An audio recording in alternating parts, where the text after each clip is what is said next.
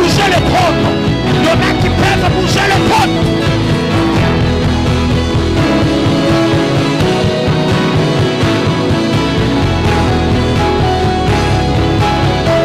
Yes, come on, lead. Come on, lead. Come on, come on, come on.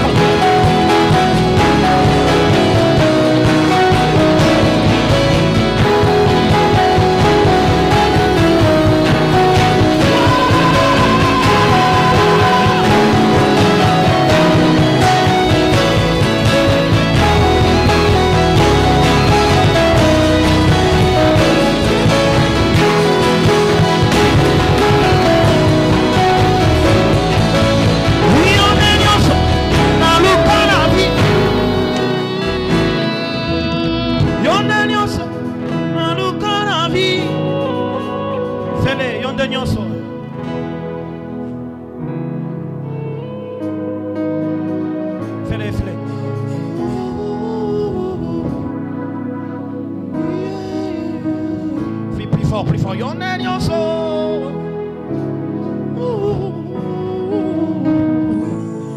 Yon en yon so.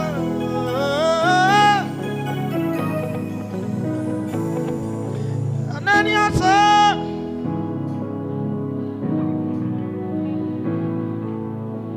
Fous-moi évangéliser. Fous-moi évangéliser. Évangéliser. Évangéliser. Sambalole, andole. Est-ce que quelqu'un veut acclamer Jésus? Non, c'est pas ça, c'est pas ça. À la nuit des acquis, on acclame Dieu. Je le crois, aujourd'hui le Seigneur visitera une vie. Je pensais que je parlais à quelqu'un, cette nuit, il y a quelqu'un qui sera visité par Dieu. Je pensais que je parlais à quelqu'un, il y a quelqu'un qui sera guéri cette nuit. Je pensais que je parlais à quelqu'un qui aura des solutions à ses problèmes cette nuit. Regarde, la prière déclenche le mouvement des anges. Si les hommes prient sur terre, Dieu déclenche, envoie les anges en mouvement. Qu'est-ce qui se passe lorsque tu pries à quelqu'un qui est accalmie et qui est touché? Il y a un mouvement qui va se passer dans ta famille. Parce que tu es en train de prier.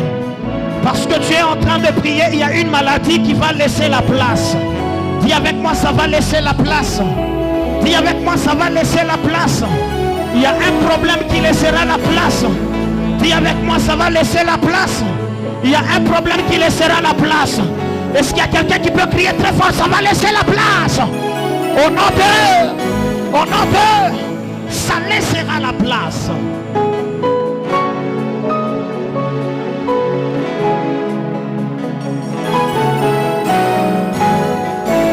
Si tu connais ce refrain, tu peux le faire. Fais-le, fais-le, fais-le, fais-le.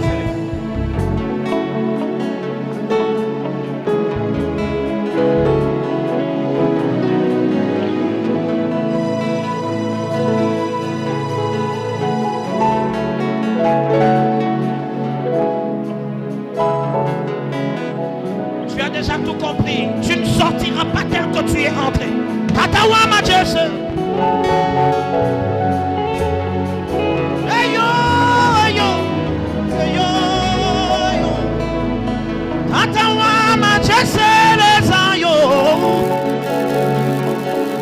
Fais-le plus fort, fais-le plus fort. We belong tambo. We belong yo. Tuba kuita senga wa mulu we belong tambo. Yo. Fais-le plus fort. Nena contre une fois nena.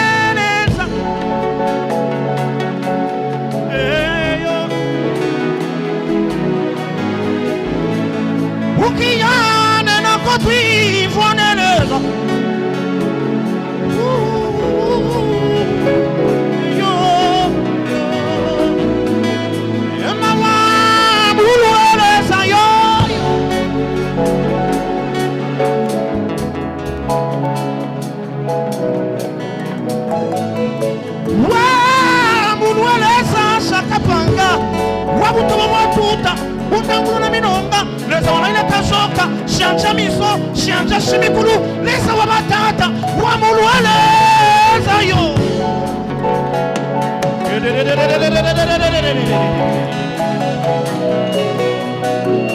Est-ce qu'il y a quelqu'un qui peut parler? Parle seulement à Dieu, parle à Dieu, parle à Dieu. Parle à Dieu, parle à Dieu, parle à Dieu. Parle à Dieu, parle à Dieu, parle à Dieu. Parle à Dieu, parle à Dieu, parle à Dieu. Est-ce que tu peux accompagner tes paroles par des acclamations de main? Tu peux claquer les mains, tu peux claquer le main. Tu es en train de parler, tu claques le main.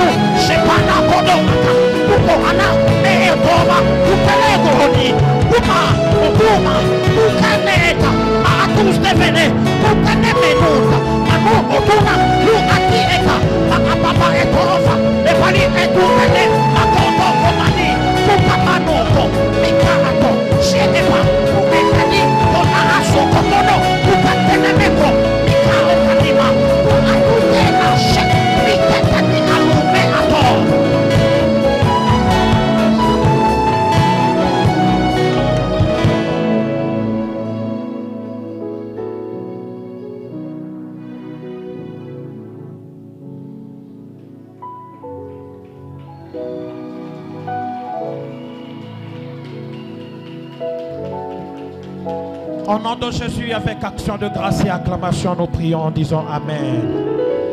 Acclame le Seigneur.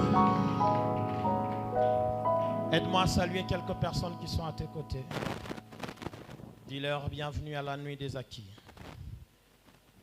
Tu as salué combien de personnes? Tu peux faire un mouvement. Tu fais un mouvement, on salue quelques personnes qui sont à tes côtés. Dis-leur bienvenue à la nuit des acquis. Wow. Que Dieu nous bénisse. Chaque mois d'avril, pour nous, nous le clôturons avec cette soirée que nous appelons la soirée des acquis. Il s'agit des acquis de la croix. Et cette année, il a plu au Seigneur que nous puissions recevoir au milieu de nous le pasteur Yed. Mais avant de le recevoir, j'aimerais bénir votre présence. Que Dieu vous bénisse abondamment. Je disais que Dieu vous bénisse abondamment. Nous avons encore notre temps pour la prière. Aidez-moi à accueillir le pasteur Joseph. Il n'est plus à présenter ici chez nous. Est-ce qu'on peut l'accueillir, pasteur Joseph, s'il vous plaît? Merci beaucoup, pasteur Joseph. Un homme extraordinaire. Il est de notre extension de Kilo Belobé, les centres Elroy. Et nous sommes bénis de l'avoir au milieu de nous. Il nous avait déjà bénis ici une fois et nous pensons que cette année, il va encore revenir nous bénir, n'est-ce pas, Église? Alléluia. Alors, je bénis les bergers John Tweeté. Est-ce qu'on peut bénir cette grâce? Que Dieu vous bénisse abondamment. Que la grâce de Dieu coule davantage sur votre vie. Merci de répondre à cette invitation. Alors, je vais recevoir l'équipe qui accompagnait le pasteur Yed. Est-ce que l'équipe qui accompagnait le pasteur Yed peut se tenir debout, qu'on puisse les accueillir? Juste l'équipe. Merci beaucoup. Merci beaucoup. Vous pouvez reprendre place. Alors, l'orateur de cette nuit s'appelle le pasteur Yedi Diampoutou. Il est de l'église Foi des Dieux, qui est l'extension de l'église Myrena, du patriarche Flarin Canto. C'est un homme extraordinaire. Nous l'avons présenté au courant de la semaine. Et le Seigneur nous a convaincus de travailler avec lui pour cette année. Et je crois qu'il sera une bénédiction pour quelqu'un ce soir. Qui est prêt pour recevoir la bénédiction? Ah, vous n'êtes pas prêt, hein? Est-ce que vous pouvez manifester si vous êtes prêt à recevoir la bénédiction qui vient de Pasteur Yet? Alors, nous lui souhaitons la bienvenue ici chez nous à la Cité de la Foi. Est-ce que pendant qu'il se tient debout, d'abord, nous allons l'accueillir? Est-ce qu'on peut montrer qu'on le veut chez nous? Est-ce qu'on peut montrer qu'on le veut chez nous? Waouh! Accueillons-le bien. Est-ce qu'on peut le faire bien? On peut bien le faire. Yes. Que Dieu vous bénisse. Merci beaucoup, Pasteur Yet. Je vais lui laisser les micros. Il sera libre de travailler comme il veut. Nous avons toute la nuit. Je te dis qu'il n'amène pas une mousse parce que tu n'auras pas le temps de dormir. Amen. Quand il finira, encore milombelo. Jusqu'au petit matin. Tu connais les problèmes que tu as. Ton cas a besoin de la prière. Hein? Tu as essayé avec des conseils, ça n'a pas marché. Essaie un peu avec la prière. Alors ne prends pas le temps de dormir. Sois prêt à recevoir cette bénédiction pendant que nous invitons le pasteur Yet. On acclame les seigneurs pendant qu'il est en train de regagner la chair. On acclame les seigneurs. Acclamons le Seigneur.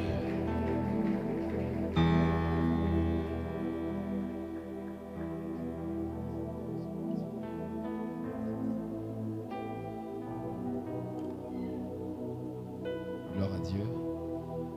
Merci, c'est très gentil. Bonjour à tous. Aidez-moi à saluer votre voisin de gauche, de droite. Souhaitez-lui la bienvenue dans la présence de Dieu.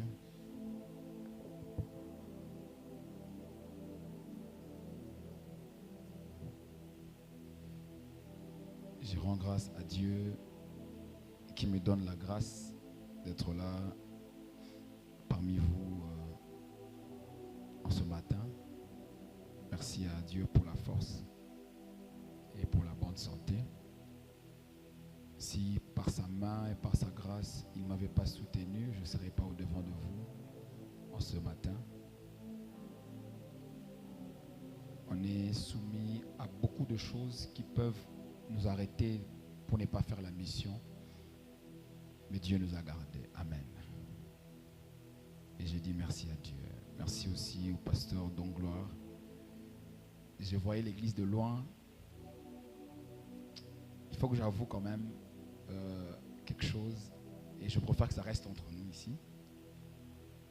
Quand je voyais l'église de loin, j'avais comme l'appétit, comme l'envie d'être invité un jour pour venir prêcher. C'était tellement glorieux de loin. J'avais envie d'être sur cette estrade, en même temps avec ces micros, pour pouvoir prêcher. Et l'homme par qui Dieu a réalisé mes rêves, c'est le pasteur Dongloire. Est-ce que l'église peut m'aider à honorer la grâce? Est-ce qu'on peut honorer la grâce de notre pasteur et de notre père? De notre père et de notre pasteur, est-ce qu'on peut honorer la grâce? Merci beaucoup, pasteur, d'avoir réalisé mes rêves. Que de venir prêcher ici, c'est pour moi la toute première fois de ma vie de mettre mes pieds dans cette église et d'apporter la parole. Et je veux le faire très bien par la grâce du Seigneur. Que Dieu me soutienne, qu'il m'accorde la force pour que je sois utile pour vous en ce soir. J'ai vu l'homme de Dieu, ça fait très longtemps. L'homme de Dieu José, que je salue. Que Dieu vous bénisse. Alors, nous allons lire la parole de Dieu.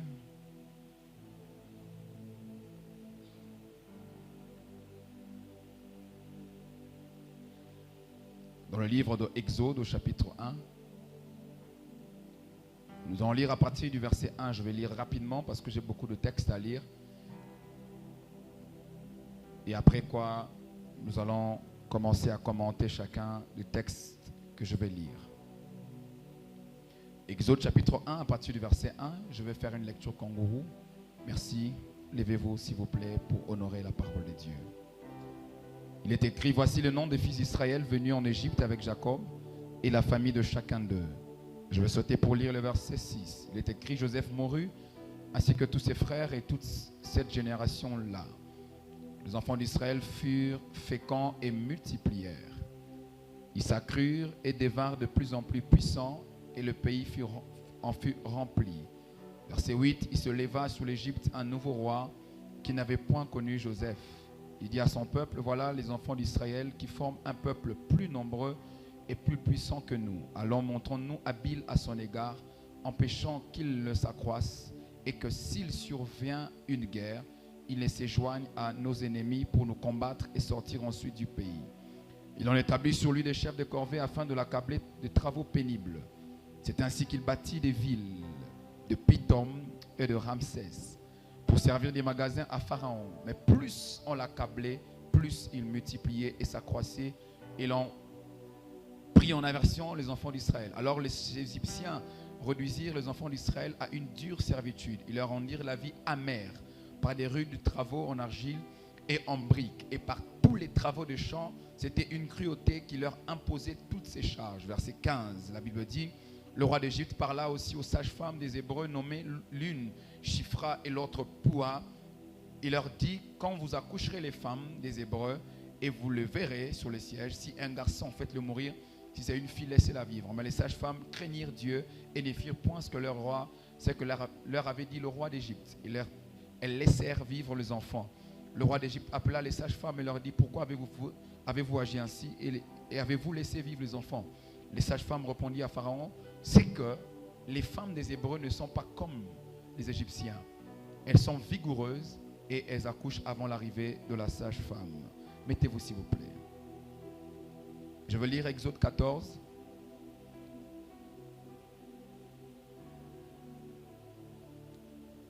Le verset 11.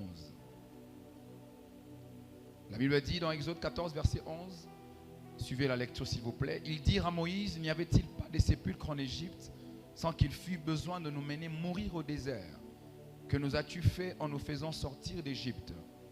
N'est-ce pas là que nous te disions en Égypte, laisse-nous servir les Égyptiens, car nous aimons mieux servir les Égyptiens que de mourir au désert. Cette phrase, c'est une phrase d'ingratitude. Pourquoi? Parce que Moïse a libéré Israël de l'Égypte. Vous le savez aussi bien que moi, que Israël est en train de prier pour que Dieu les libère. Dieu les libère finalement. Et lorsqu'ils arrivent au désert, ils disent à Moïse, pourquoi tu nous as sortis de l'Égypte?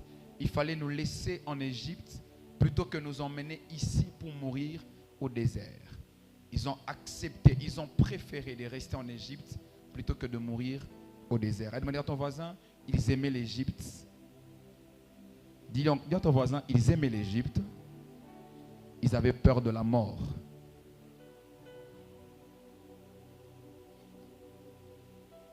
Ajoutons un texte. 2 Corinthiens 4, qui est notre texte de base. Le verset 10. Il est écrit, portant toujours avec nous dans notre corps la mort de Jésus, afin que la vie de Jésus soit aussi manifestée dans notre corps. Verset 11. Car nous qui vivons, nous sommes sans cesse livrés à la mort à cause de Jésus, afin que la vie de Jésus soit aussi manifestée dans notre chair mortelle. Prenez un dernier texte, mais je voudrais qu'on me trouve la version Nouvelle Bible Second. Si la technique a cette version, on peut balancer et on va lire ensemble. Romains chapitre 12. Romains chapitre 12. Dans la version Nouvelle Bible Second, s'il vous plaît, technique. Si vous l'avez, Romains chapitre 12, à partir du verset, ou le seul verset 11. Romains 12, le seul verset 11. Romains chapitre 12, verset 11, NBS. Nouvelle Bible Second. Est-ce qu'on a cette version? Vous avez ça? On n'a pas, hein? D'accord. Je vais lire ça ici. Chez vous, il est écrit, on peut balancer s'il vous plaît?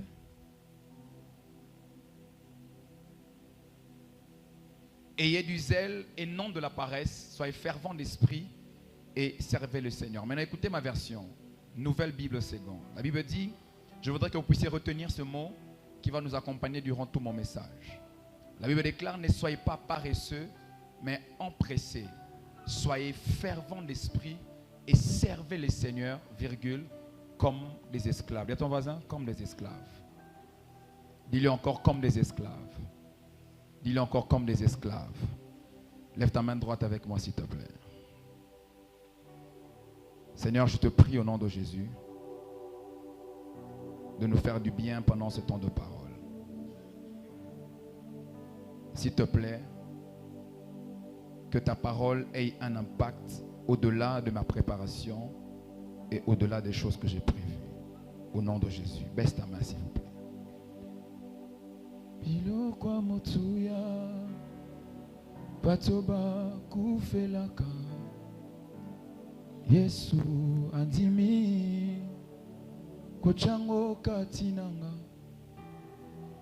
Naza vase de terre Epanzanaka pamba pamba Andimi risque Il a investi en moi Afongo linzela Alakisi nga yango Asuki wanate Azotambwisanga Nakoma kolanda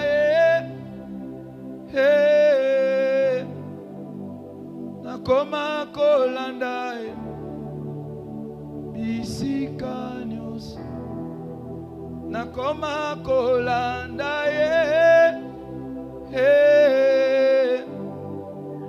Nakoma kolanda. Chante avec moi, comment? Natu nakie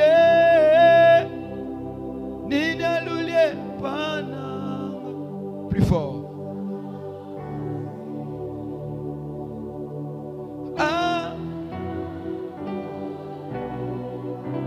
Plus fort.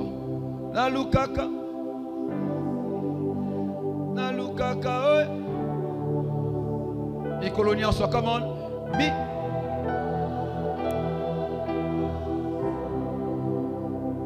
Nasambela kanzamba lol. Plus fort, chante le comment? So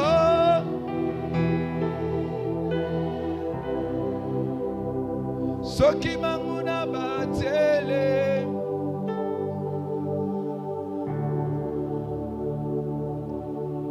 Je serai couronné comment?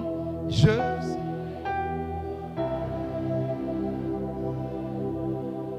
Quand on sait que tu chantes.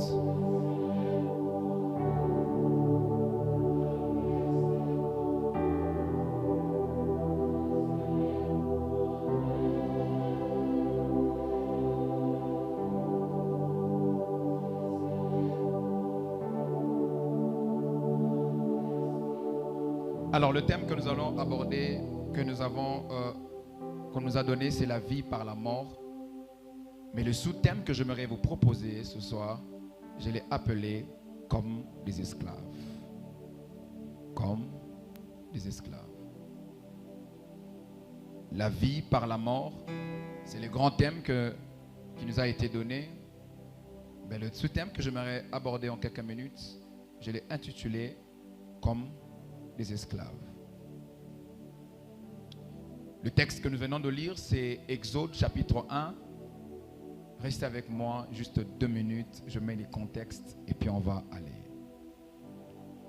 Israël arrive en Égypte. Et là, ils sont esclaves en Égypte. Vous connaissez l'histoire. Et les Égyptiens ont commencé à maltraiter le peuple d'Israël. Mais comment ils sont arrivés? Ils sont arrivés parce que leur grand-père ou encore leur ancêtre Joseph a été vendu par ses frères. Si vous vous rappelez, il a été vendu par ses frères et après la vente, il arrive en Égypte. Là, il atterrit dans la maison de Potiphar. La femme de Potiphar a menti pour elle des problèmes. Il a été arrêté. Lorsqu'il est arrêté, il interprète le rêve de quelqu'un en prison ou même des 2 personnes en prison.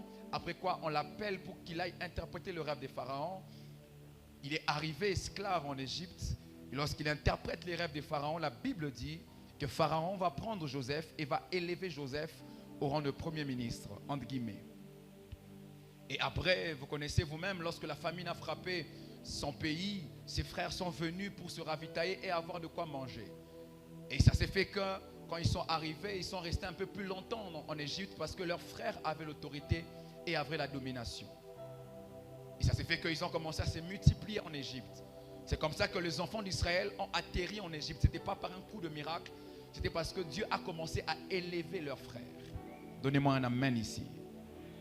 Dieu a commencé à élever leurs frères. Mais leur frère, lorsqu'il arrive en Égypte, il arrive comme un esclave. Mais Dieu, par sa grâce, a commencé à élever l'esclave Joseph en Égypte. C'est comme ça que je crois que, pasteur, aucun homme ne peut monter par lui-même. Tous les hommes qui sont montés par la main invisible de Dieu. La chose qui te fait monter et qui te donne de pouvoir être élevé sur terre, ce n'est pas le don que tu as, ce n'est pas la capacité que tu as. Il y a des gens qui font des choses mieux que toi. La chose qui élève Joseph en Égypte, ce n'est pas le don d'interpréter les rêves. D'ailleurs, il a interprété 2 rêves en prison, mais il a été oublié. Ce n'est pas le don d'interpréter les rêves qu'il a élevé en prison. La chose qui élève s'appelle la faveur. Aucun homme ne peut monter par lui-même. Tous les hommes qui sont montés sont d'abord montés par faveur. Tous les hommes qui ont été élevés ont d'abord été élevés par la faveur. Ainsi, ma première déclaration pour celui qui dira Amen est que la faveur te localise ici à Lubumbashi et que la faveur te fasse monter au nom de Jésus-Christ de Nazareth. Je ne sais pas qu'est-ce que tu fais, mais je prie le Dieu que je sais, que ce Dieu te localise au travers de la faveur. Que si tu étais en arrière, que la faveur t'emmène en avant. Je dis que la faveur te localise dans ce que tu fais et que la faveur t'élève. Je ne sais pas à qui je parle. Est-ce que je parle à des hommes qui ne comptent que sur la grâce de Dieu? Si tu es là et que tu aimes la faveur, lève ta main droite et donne-moi le plus grand Amen. De la même manière, la faveur a pris Joseph de la prison. Je prie que la faveur te prenne de la pauvreté et t'emmène à la grandeur. Ton Amen ne me convainc pas jusque-là. Ton Amen n'arrive pas à l'autel. Pendant que tu m'envoies un Amen, je libère une atmosphère de faveur en ces lieux. Aïe, aïe, aïe, je ne sais pas à qui je parle, mais je libère une atmosphère de faveur en ces lieux. Nous ne nous montons pas parce qu'on sait prêcher, mais on monte parce que la faveur nous a localisés. À Lubumbashi, il y a des plus grands prédicateurs que moi. Il y a des plus forts que moi. Il y a même des plus expérimentés que moi. Mais la substance qui élève, ce n'est pas le savoir. C'est d'abord la faveur. Lève ta main droite et crie faveur. Pendant que tu cries faveur, que la faveur localise ton commerce. Le même produit que tu vends, mais que ton produit puisse monter à Lubumbashi. Je ne sais pas à qui je parle, mais je parle à des hommes qui sentent qu'ils sont incapables, mais que la faveur te cherche et que la faveur te lève ce soir. Quand tu m'envoies un Amen, tu monteras à Lubumbashi par la faveur. Que ton nom soit cité à Lubumbashi par la faveur. Ton Amen est resté à la maison. Ton Amen est resté à la maison. Je suis en train de libérer dans l'atmosphère une dose de faveur. La même faveur qui a élevé Joseph. C'est la même faveur qui nous élève à partir de maintenant. Je ne sais pas ce que tu fais. Je parle aux chantres, aux prédicateurs, aux vendeurs. Alors que je lève ma main droite, que la faveur te localise au nom de... Comment un esclave peut monter en Égypte si ce n'est pas la faveur? Aucun homme ne peut monter par lui-même, Roberto. Aucun homme. Il n'existe pas. Ce n'est pas le don et les talents qui élèvent. C'est la faveur de Dieu qui élève. Et je voudrais que vous soyez fixés sur ça. La faveur vous rendra humble. Il y a de plus forts et de plus puissants que nous. Dans ton domaine, il y a un meilleur que toi. Dans ce que tu fais, il y a un plus pointu que toi. Il y a celui qui parle mieux que toi, qui a la plus grande présence que toi, qui a la plus grande richesse que toi, qui a un plus grand carnet d'adresses que toi, qui a un plus grand nom que toi. Mais la chose qui élève un homme s'appelle la faveur. C'est la grâce. Quand Dieu te regarde par les yeux de la faveur, tu commences à changer. écrit, de la poussière, il retire le pauvre, du fumier, l'indigent, pour le faire asseoir avec les grands pasteurs. Aucun grand ne fera de toi grand. Tous les grands aiment rester grands pour nous voir en petit. Aucun grand ne fera de toi grand. Tous les grands veulent rester grands pour nous voir en petit. Mais c'est la main de la faveur de Dieu qui va à la poussière, qui prend le pauvre. Et c'est la même main qui le fait asseoir avec les grands. Quand tu m'envoies un amen, tu vas t'asseoir avec les grands. Ton amen ne me convainc pas. Tu vas t'asseoir avec les grands. Tu vas t'asseoir avec les grands. Ça ne dépend pas de ta famille. Même si ta famille n'est pas connue, c'est la faveur qui élève. Lève ta main droite, dis c'est la faveur qui élève. Ce n'est pas le diplôme qui élève. Ce n'est pas les richesses qui élèvent. Le jour où j'ai compris ça, j'ai arrêté de me battre. Je ne compte que sur la faveur. Je ne compte que sur la faveur de Dieu. Ce n'est même pas la beauté qui élève. C'est la faveur qui élève. C'est la faveur qui élève. Croyez-moi, c'est la faveur qui élève. Ce n'est pas le diplôme de Inilou qui va t'élever, c'est la faveur qui élève. Ce n'est pas l'anglais qui élève, c'est la faveur qui élève. C'est la faveur qui élève. Pendant que je prêche, que la faveur localise un faible ici. Que la faveur localise un frère qui n'a personne, qui sait qu'il n'a que Jésus. Que la faveur te localise et monte par la faveur. Il y avait beaucoup de femmes, le roi cherche à avoir une femme. La Bible déclare qu'il donne un critère, il dit, je veux une femme. Il dit, emmenez-moi les femmes belles et les femmes vierges. Pourquoi Esther a été choisie? La Bible dit qu'on emmène des femmes belles et des femmes vierges. Ça veut dire qu'elles toutes étaient belles et elles toutes étaient vierges. Il y a un niveau, ce n'est pas la beauté qui va te positionner, ni la virginité. Il y a un niveau, il faut quelque chose de spirituel. Quelque chose que les autres n'ont pas, qu'on appelle la faveur. Esther n'a pas été élevée parce qu'elle était vierge. Il y avait beaucoup de vierges. Elle n'était pas la seule vierge, ni la seule belle. Mais il y a quelque chose qu'elle avait que les autres n'avaient pas, ça s'appelle la faveur. Dans ce monde, cherche non pas à avoir des plus gros diplômes, cherche à avoir la faveur de Dieu. Et Joseph a été élevé par la faveur. Lève encore ta main droite, dis la faveur. Dis encore la faveur. Tu ne quitteras pas cette nuit sans pour autant recevoir la main de la faveur. Que la main de la faveur te localise et touche tes business. Que la faveur touche ton ministère ce soir. Ton amen m'inquiète. Ton amen m'inquiète. Il y a une atmosphère de faveur ici. Est-ce que vous sentez qu'il y a la faveur ici? Comment le pasteur Yael peut se retrouver ici si ce n'est pas la faveur? Il y a plus connaisseur que moi. Il y a plus performant que moi. C'est la faveur qui élève. Lève encore ta main droite, dis la faveur. Dis encore la faveur. C'est comme ça chaque matin quand vous vous réveillez, vous avez mis votre parfum. N'oubliez pas de mettre un parfum qu'on appelle le parfum de la faveur. Quand les hommes vous rencontrent, que les hommes vous apprécient. Quand les hommes vous rencontrent, que les hommes soient gentils envers vous. Quand les hommes vous croisent, que les hommes puissent vous apprécier. Sur terre, pour réussir, tu as besoin de la faveur. La Bible déclare que le ciel appartient à Dieu et la terre appartient aux hommes. Si tu veux réussir sur la terre, tu dois avoir la faveur. Que le chef soit favorable pour toi. Que les portes soient favorables pour toi. Pendant que tu m'envoies un amen, reçois la grâce et la faveur. Dans la vie, c'est bien de manger le pain du travail, mais c'est encore bon de manger le pain de la grâce et de la faveur. Vous savez, le pain du travail dépend de ton physique et de ta force. Un homme qui est faible ne pourra pas travailler.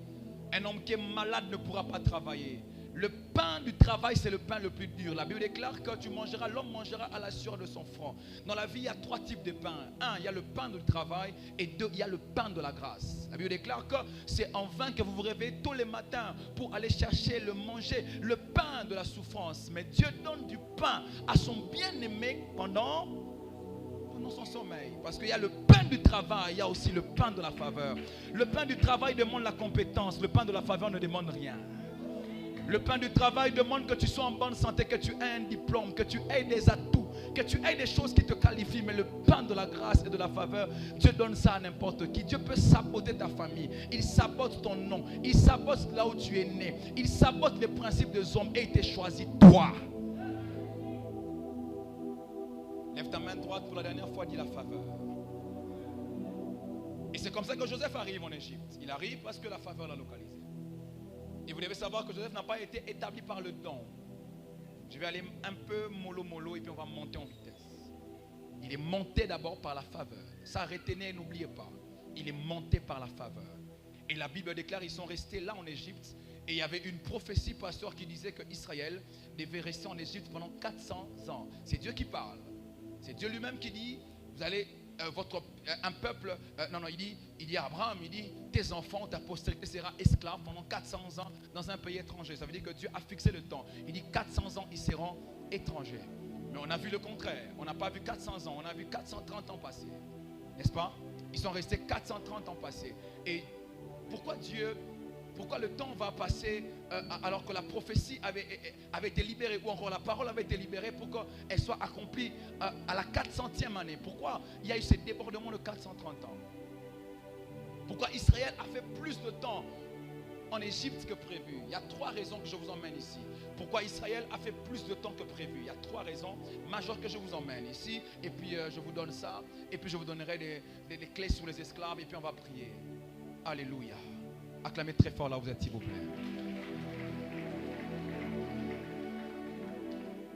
Il y a 3 raisons majeures qui ont fait que Israël puisse perdre plus longtemps en Égypte que prévu. Je vous donne 2 raisons. Je garde la 3e raison, je vous donnerai ça prochainement. Mais pourquoi est-ce qu'Israël a fait plus de temps que prévu? Dieu a dit 400 ans, mais ils vont dépasser 400 ans. La première raison, ou la raison numéro 1, c'est parce que dans chaque prophétie, il y a 2 temps.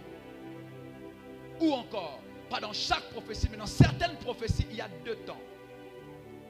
Pourquoi la prophétie d'Israël est allée au-delà du temps? Parce que dans certaines prophéties, il y a 2 temps. Temps numéro 1, c'est le temps fixé. Et le deuxième temps, c'est le temps retardé ou le temps retard. Pasteur, comment tu le sais? Je le sais parce que Dieu lui-même promet à Israël, il dit vous ferez 400 et ils ont fait 430. Je le sais aussi parce qu'il y a un verset de la Bible qui dit voici la prophétie dont le temps est déjà fixé. Elle court vers son accomplissement. Mais la Bible dit, mais si elle tarde. Là, elle déclare que la prophétie dont le temps est fixé. Comment une prophétie dont le temps est fixé peut encore tarder? Parce que dans certaines prophéties, il y a 2 temps. Il y a le temps fixé de la prophétie. Par exemple, je vous dis, prophète, pasteur, dans 8 mois, vous aurez un travail et ce travail vous emmènera en Europe, par exemple. C'est le temps fixé, c'est 8 mois. Et il y a beaucoup de gens qui ont reçu des prophéties comme ça, dans 2 ans, dans 1 mois, dans 1 semaine, dans 1 année. Dans la prophétie, il y a le temps fixé.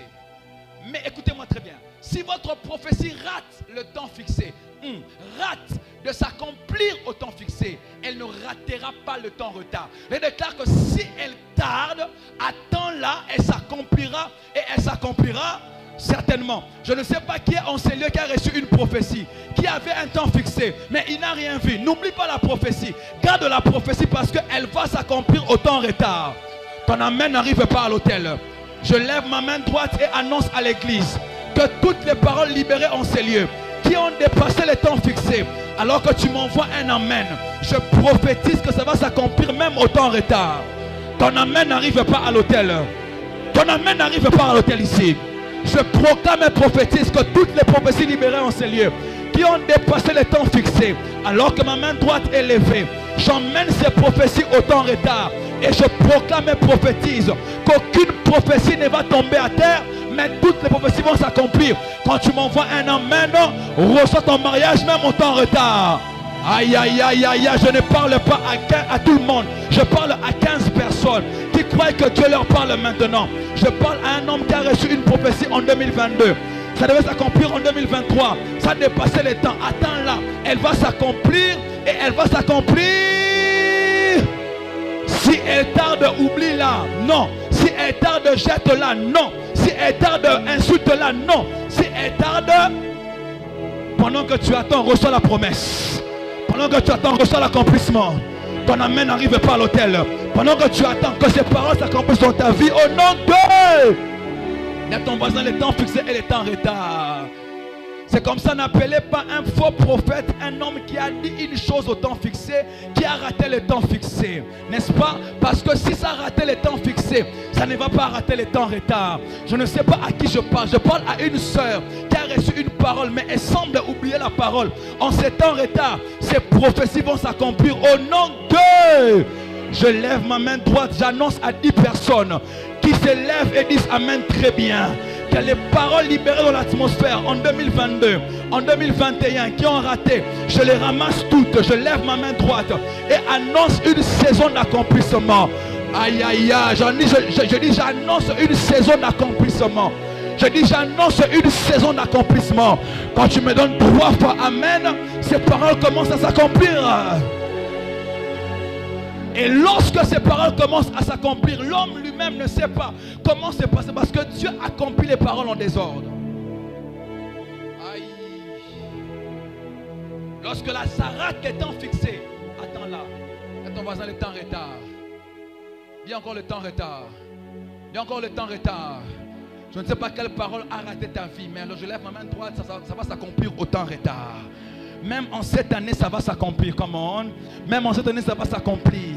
Je proclame et je prophétise du haut de cet autel que toutes les prophéties ratées, toutes les prophéties qui ont raté les temps fixés, ces prophéties s'accomplissent au temps retard de Dieu. Au nom de... Il y a ton voisin, Dieu n'est pas un bricoleur, Dieu c'est un créateur. Dis-le encore, Dieu n'est pas un bricoleur, Dieu c'est un créateur. Dis-le encore, Dieu n'est pas un bricoleur, Dieu c'est un créateur. Pasteur, lorsque ces baffles se cassent, un bricoleur va venir avec des cols. Il essaye de coller pour que les baffles reviennent. Mais Dieu ne fonctionne pas comme ça. Comment? Dieu ne fonctionne pas comme ça. Lorsque ça se casse, Dieu ne fonctionne pas comme ça. La Bible déclare, je vous dédommagerai les années que les sauterelles ont eu à dévorer. J'aime la meilleure version. La version que j'aime dit ceci, je vous remplacerai, comment, les années que les sauterelles ont eu à dévorer. Lorsque un bricoleur vient, il met un peu de colle pour que les baffles reviennent. Mais lorsque Dieu vient, il ne colle pas. Dieu n'est pas un bricoleur. Dieu enlève les baffles qui est abîmé et il remplace par un nouveau baffle. J'annonce un remplacement au nom de Jésus-Christ. J'annonce un remplacement au nom de Jésus-Christ. Je dis j'annonce un remplacement au nom de Jésus-Christ.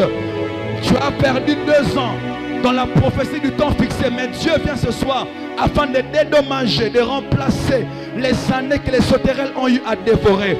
Au nom de... Parce que Dieu remplace les années. Il y a ton voisin, Dieu remplace les années. C'est comme ça que... Comment? C'est comme ça que j'ai beaucoup aimé la Coupe du Monde 2022. Vous savez, la Coupe du Monde, je crois 2022, je ne sais plus. Mais à la dernière Coupe du Monde, il y avait une fois 15 minutes de temps additionnel. Des fois 10 minutes. Temps additionnel. Cette Coupe du Monde, ça m'étonnait beaucoup.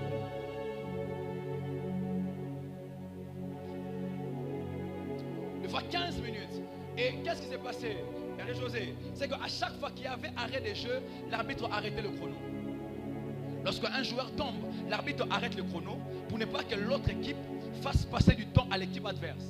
Quand il y a un changement, l'arbitre arrête le chrono. Mais quand on arrive à la fin du match, l'arbitre met toutes les minutes ensemble et il ajoute ça comme temps additionnel. Lorsque la Bible dit, je vous dédommagerai les années que les sauterelles ont eu à dévorer, c'est un peu l'image du football. C'est que le diable ne savait pas. C'est que quand tu as fait 2 ans de maladie au coma là, Dieu avait arrêté le chrono. Quand tu as fait la première fausse couche là, Dieu avait arrêté le chrono. Quand il y avait cassure dans le premier fiançailles là, Dieu avait arrêté le chrono. Nous sommes arrivés à la fin du match. Oh, Dieu est en train de vouloir dédommager à quelqu'un les années. Je suis en train de prier que Dieu te redonne les années que tu as perdues. Oh, ton amen n'arrive pas ici à l'hôtel. Ton amen n'arrive pas ici à l'hôtel. Je proclame un temps de dédommagement spirituel. Dieu viendra et te redonnera les années que tu as perdues. Les années que tu as perdues en train d'attendre. Dieu va te les dédommager à partir de maintenant. Je ne sais pas à qui je parle à des hommes et à des femmes qui croient que Dieu a mis les minutes ensemble et il est sur le point de dédommager. Je lève ma main droite et prophétise sur 15 personnes qui me diront un amen. Que Dieu vous dédommage les années que les sauterelles ont eu à dévorer dans votre vie à partir de maintenant. Au nom de... Après ces cultes, il y a un temps de dédommagement. Je décrète et déclare que tu monteras parce que Dieu va te dédommager ce soir. Dieu dédommage. Il dédommage. La deuxième raison qui a fait qu'Israël puisse traîner en Égypte. Première raison, je dis que dans toute prophétie dans certaines prophéties, je voulais dire, il y a deux temps, n'est-ce pas? Il y a le temps fixé et le temps. Et le temps quoi?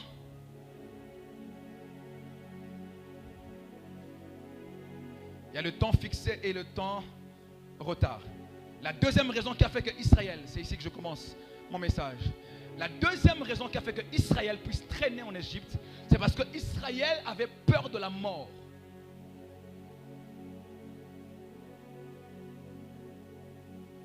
Israël avait peur de la mort. Regarde, vas-y avec moi. Israël avait peur de la mort. Lorsqu'ils arrivent au désert, ils disent à Moïse, pourquoi tu ne nous as pas laissés en Égypte au lieu de nous emmener ici mourir dans le désert? En d'autres termes, Israël avait peur de mourir. Ils s'aimaient la vie et pas la mort. Ils s'aimaient la vie et non la mort. Israël, ils avaient peur de mourir. Ils disent à Moïse, ils disent, mais pourquoi tu nous as emmenés ici au désert alors que tu pouvais nous laisser vivre en Égypte? Tu nous as emmenés ici pour mourir. Ils avaient peur de la mort. Frères et sœurs, certaines paroles de Dieu tardent dans notre vie. Pourquoi? Parce qu'on tarde à mourir dans la chair.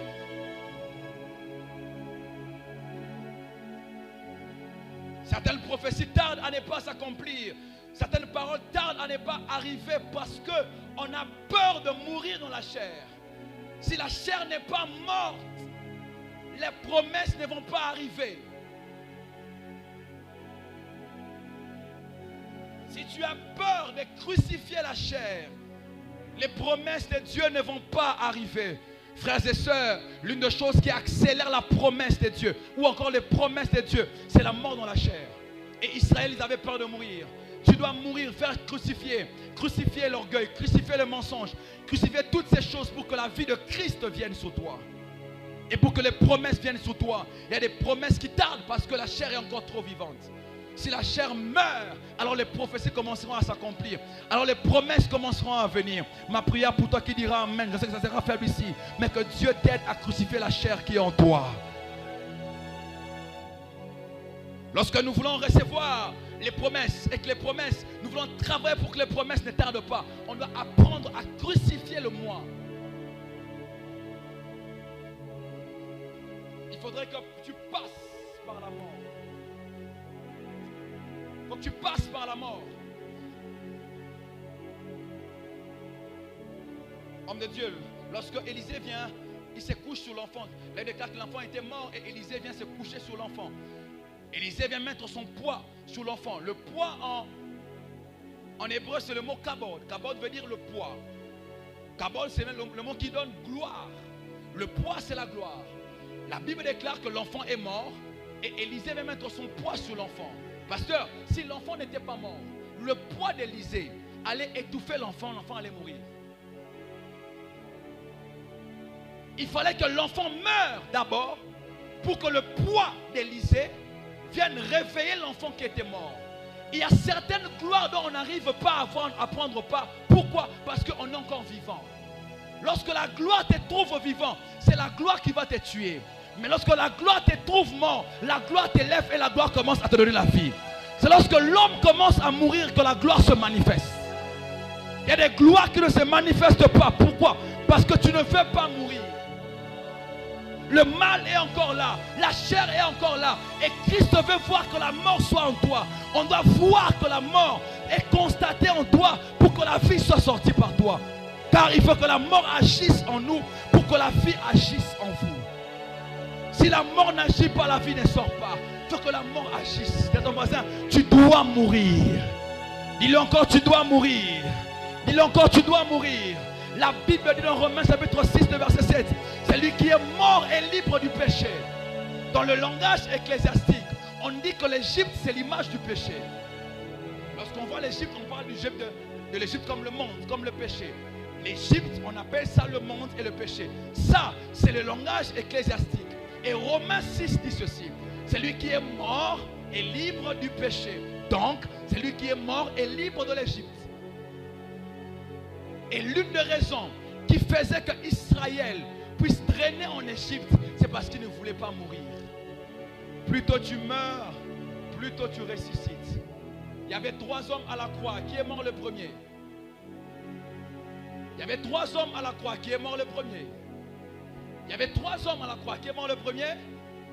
Non, réponds avec moi. Il y avait 3 hommes à la croix. Qui est mort le premier? Qui est réveillé le premier? Plus tôt tu meurs, plus tôt tu reviens à la vie. Si tu tardes à mourir, tu ne reviendras pas à la vie. Le premier qui était mort, c'est le premier qui est revenu à la vie.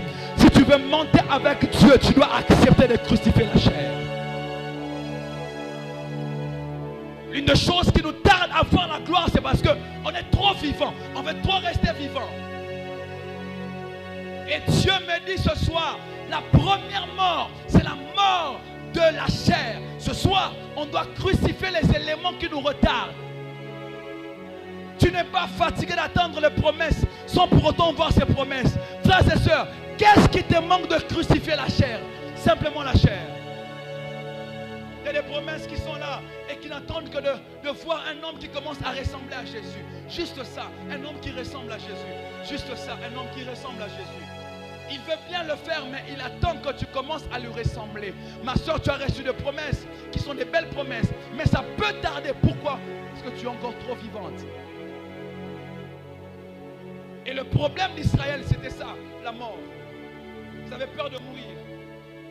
C'était trop vivant. Des fois, on dit amen aux prophéties, amen aux promesses, mais on ne le voit pas. Pourquoi? Parce qu'on est trop vivant. La chair vit encore. On est trop vivant. On est trop vivant. On est trop vivant. On est trop vivant. Le désir de mon cœur et ma prière est que Dieu nous aide à crucifier la chair ce soir. Je dis que Dieu nous aide à crucifier la chair ce soir. Je dis que Dieu nous aide à crucifier la chair ce soir. Je dis que Dieu nous aide à crucifier la chair ce soir. La Bible déclare, voici les fils d'Israël qui sont venus en Égypte avec Jacob. Dans le même verset, on cite 2 fois le nom d'une même personne. Voici le fils d'Israël qui sont venus en Égypte avec Jacob. Jacob, c'est lui Israël. Mais on dit, voici le nom des fils d'Israël qui sont venus en Égypte avec Jacob. J'aurais souhaité qu'on dise, voici le nom des fils d'Israël qui sont venus en Égypte avec Israël. Mais on dit, voici le nom des fils d'Israël qui sont venus en Égypte avec Jacob. Pourquoi? Parce que dans Israël, il y a 2 parties. Il y a Israël et il y a Jacob. En nous, il y a toujours 2 parties. Il y a la partie Israël, la partie spirituelle, et Jacob, la partie charnelle. Et la Bible déclare, voici le nom des fils d'Israël qui sont venus en Égypte. Parce qu'on ne va pas en Égypte avec Israël, mais on rentre en Égypte avec toujours Jacob. Quand les Jacob en toi se réveillent, ils t'emmènent en Égypte. Quand la partie charnelle en toi se réveille, tu rentres en Égypte, tu rentres dans le monde. Et tu rentres captif du monde. Frère, il faut que la partie Jacob en toi se taise pour que tu restes en Israël. À chaque fois que les mensonges se réveillent en toi, tu rentres en Égypte. Quand l'orgueil monte en toi, tu rentres dans le monde. Voici le nom des fils d'Israël qui sont venus en Égypte avec Jacob. Parce que le Jacob en toi t'emmène en arrière. La chair en toi te fait rentrer en arrière. Et Dieu me dit ce soir, on doit crucifier la chair. Ma prière est que Dieu t'aide à crucifier la chair. J'ai dit que Dieu t'aide à crucifier la chair. J'ai dit que Dieu t'aide à crucifier la chair. Maintenant, acclamez très fort.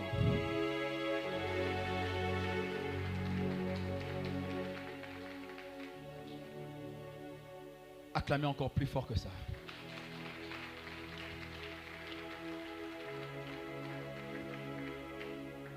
Et lorsqu'Israël arrive en Égypte, ici, suivez-moi très bien. Je voudrais mettre une très bonne base et puis on va aller. Ils arrivent en Égypte et ils sont esclaves. Et la Bible dit que Israël a commencé à se multiplier et à devenir fort.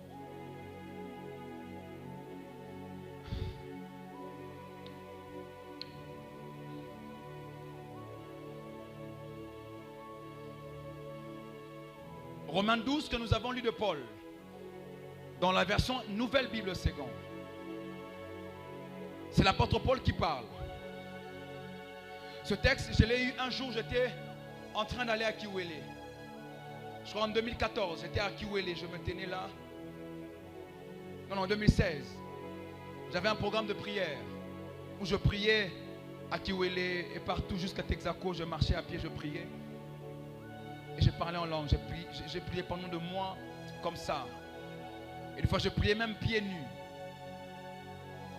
À l'époque, je me rappelle quand je passais pour prier, il arrivait que les gens me regardent comme un fou. Je me rappelle un jour, je priais, j'entre sur l'avenue Cato, le quartier industriel. Quand j'arrive là, il y a une sentinelle qui sort de sa parcelle. Je priais entre 20h et 23h. Il sort de sa parcelle et il a dit ça en swahili, mais j'aimerais le dire en lingala. Il dit, non, je vais le dire en français. Il dit, regardez ces jeunes gens ici. Tu as raté la vie et tu voulais toucher au truc. Et tu vois maintenant ce qui s'est passé. Parce qu'on disait, va à l'école, tu voulais pas aller à l'école. Parce qu'il a vu un jeune garçon en train de marcher pieds nus et en train de prier sur les avenues. Et comme c'était pendant des mois, ça voudrait dire qu'il ne m'a pas vu une fois. Il ne m'a pas vu 2 fois. Il me voyait régulièrement. Et tous les jours, pendant plus de 3 mois, j'ai passé par la même avenue. Je marchais comme ça, 2 fois pieds nus, 2 fois j'étais bizarre, 2 fois j'étais avec des babouches simplement. Et je priais tous les soirs.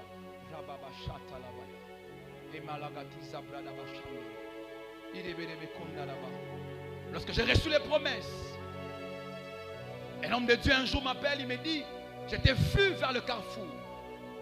J'ai vu une grande foule des hommes du carrefour au Bel Air te suivaient. Quand j'ai eu cette parole, pasteur, j'ai pris ma discipline. Je commençais à prier comme ça. J'ai traversé les routes de Kiwele jusqu'à Texaco. Je contournais la boulangerie royale.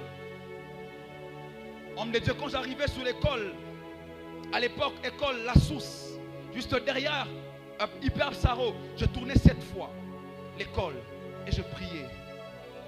Encore là, la sentinelle un jour vient. Vous savez, quand quelqu'un vient chez vous, il arrive de votre parcelle, il tourne 7 fois. C'est bizarre. Et quand j'arrivais là, je tournais 7 fois. La sentinelle, quand moi je partais, il prenait un seau d'eau et jetait. Au nom de Jésus. Au nom de Jésus. Parce qu'il ne sait pas qu'est-ce que ce gars vient de mettre là. Et tous les jours, je priais comme ça. Et un jour, quand j'arrivais à la fin de mon programme, je commence. J'oublie jamais, je m'arrête. J'étais fatigué ce jour-là, je m'arrête à Kiwele pour commencer. J'entends une phrase. Romains, chapitre 12, le verset 11.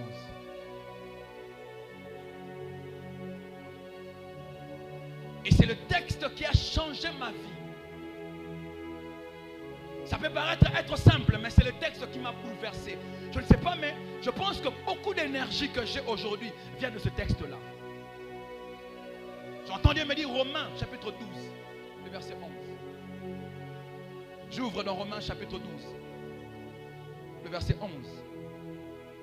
Et il me précise, il me dit, nouvelle Bible, c'est quand.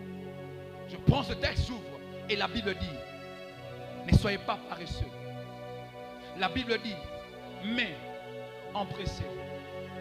Soyez fervents d'esprit. Et la Bible dit, servez le Seigneur, virgule, comme des esclaves.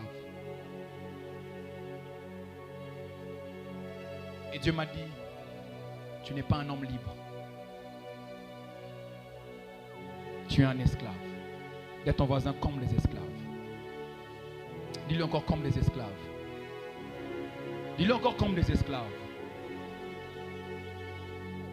Ce matin, je vous emmène ce message parce que nous devons changer notre façon de servir.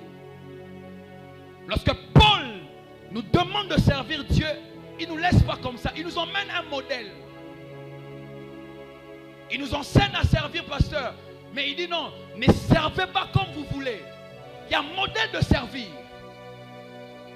Et il montre le modèle à l'église. Il dit le modèle du service, c'est un modèle des esclaves.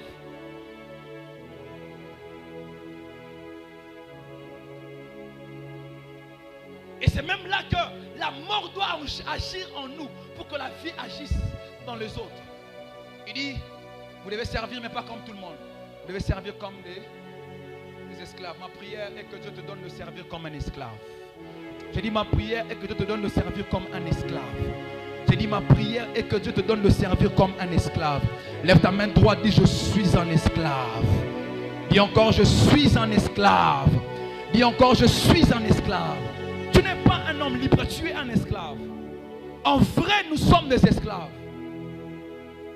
Et quand j'entends cette phrase, bizarrement, mes émotions montent et je commençais à pleurer. C'est ces jours-là que je me suis rendu compte que moi, je ne suis pas un homme libre. J'ai été lié par les chaînes de Christ.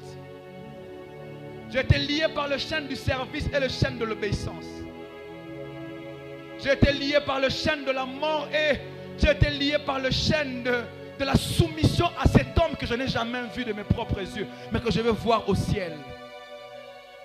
J'ai pleuré à Kiwele, j'étais assis. Ça m'a tellement fait paniquer, je me suis assis. À l'époque, sur un béton qui était là, je commençais à pleurer comme un enfant. La voix m'a dit, tu n'es pas un homme libre, tu es un esclave. Dis à ton voisin, nous sommes des esclaves. Nous sommes des esclaves. Numéro 1, écrivez avec moi qu'un esclave n'a pas que des devoirs. Un esclave a aussi des droits. Mais il a plus de devoirs que de droits.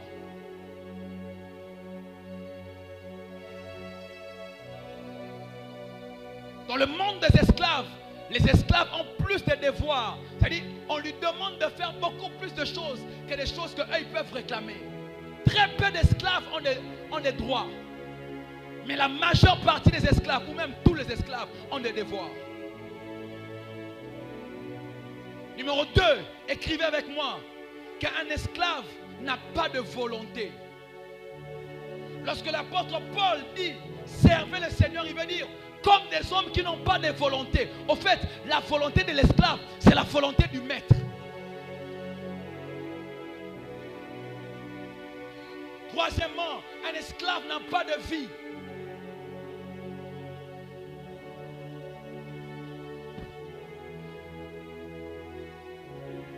Un esclave n'a pas de vie. Vous savez, depuis l'histoire de Joseph, où il a voulu coucher avec la femme de Potiphar, depuis l'histoire de Joseph, on a changé la manière de traiter les esclaves, surtout ceux qui travaillent à la cour royale. Les esclaves qui travaillent à la cour royale, on les castrait.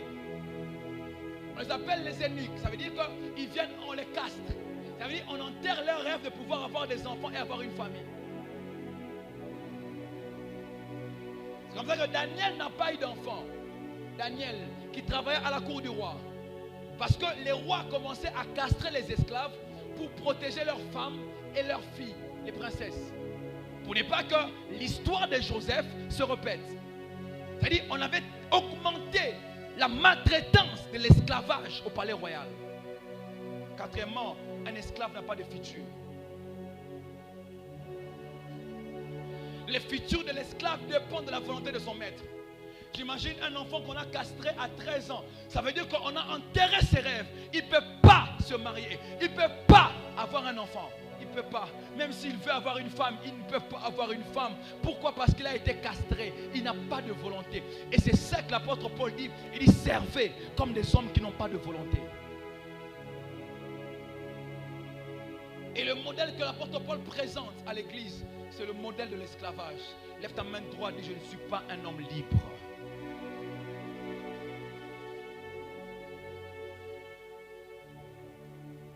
Et je pris l'image d'Israël en Égypte pour vous donner les leçons de l'esclavage en Christ.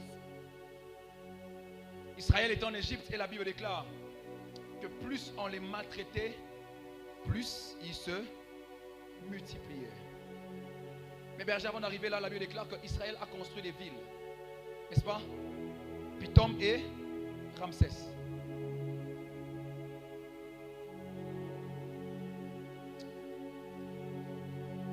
Écoutez-moi bien ici.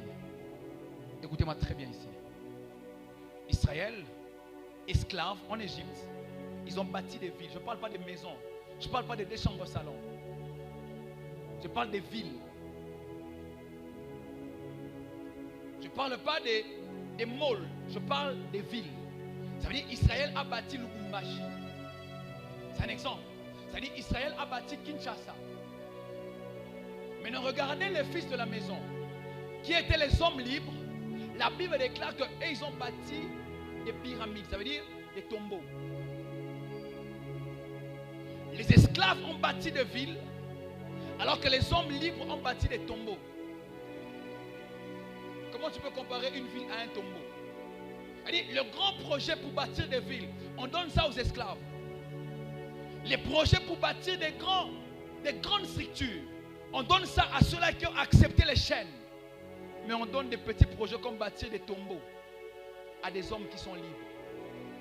Vous savez, des fois dans la Bible, on pense qu'être esclave, c'est être au plus bas. Mais l'histoire de Christ nous apprend que quand on est esclave, on fait des plus grandes choses que les hommes qui sont libres. Et l'histoire d'Israël nous apprend qu'en étant esclave, ce n'est pas une limite. La Bible dit que Israël devenait de plus en plus fort et de plus en plus puissant. Alors qu'ils étaient esclaves, de plus en plus fort et de plus en plus puissant. Ma prière est que ton état d'esclavage t'augmente en termes de force et t'augmente en termes de puissance. Je dis que tu t'augmentes en termes de force et tu t'augmentes en termes de puissance. Et Dieu m'a dit, tu n'es pas un homme normal, tu n'es pas un homme libre, tu es un esclave. Je suis arrivé à Lubumbashi en 2013. Je suis l'aîné de ma famille et j'avais des rêves. Moi, j'avais des rêves. L'un de mes rêves principaux, tout le monde sait, je voulais devenir un acteur de film. Et malheureusement, dans nos éducations africaines, les gens de métier qui se font rarement, on ne les accepte pas souvent en famille. Les familles préfèrent avoir des hommes qui préfèrent des métiers qui sont réguliers. Par exemple, médecin, par exemple, avocat, par exemple, faire l'économie. Et ma mère, qui est très précieuse pour moi, m'a convaincu à être inscrit en médecine. Je suis allé m'inscrire en médecine. J'arrive en médecine en 2013. J'ai réussi brillamment la première année. Presque la première saison, parce que j'avais un seul cours à refaire à la deuxième session. Je refais les cours et je passe de promotion. J'arrive en deuxième graduat de médecine. C'est là que ma vie a commencé à bouleverser. C'est là que Dieu a commencé à me montrer que toi, au fait, tu n'es pas un homme libre. Tu es un esclave. Je commençais à voir ma vie un peu comme la vie de Marie. Pasteur Marie avait des rêves. Marie voulait se marier vierge comme toutes les femmes pour que ses parents soient honorés. Et pour que ses parents soient fiers d'elle. Jusqu'à ce qu'un jour, un ange lui apparaît et lui dit, tu as trouvé grâce. Mais quelle grâce? Une grâce qui abîme la réputation.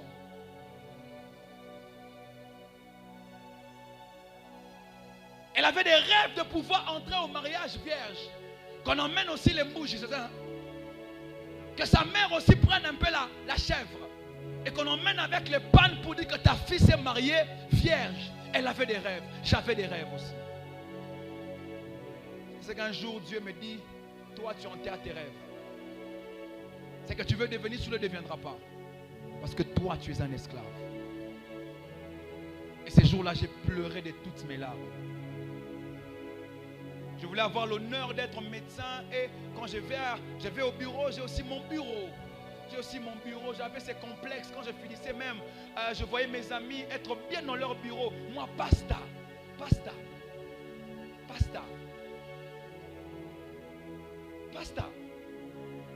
Moi, je voulais aussi avoir ma vie modeste, une vie où tu peux aller un peu pour le week-end vers la plage, tu prends un tout petit peu, tu es en culotte et personne ne te surveille. Mais Dieu me dit non, toi tu n'es pas un homme libre, toi tu es un esclave. C'est là que tu sens que ta vie est commanditée par quelqu'un d'autre, que ce n'est pas ta propre vie. Tu te rends compte que ma vie, ce n'est pas ma vie. Au fait, je ne suis pas un homme libre.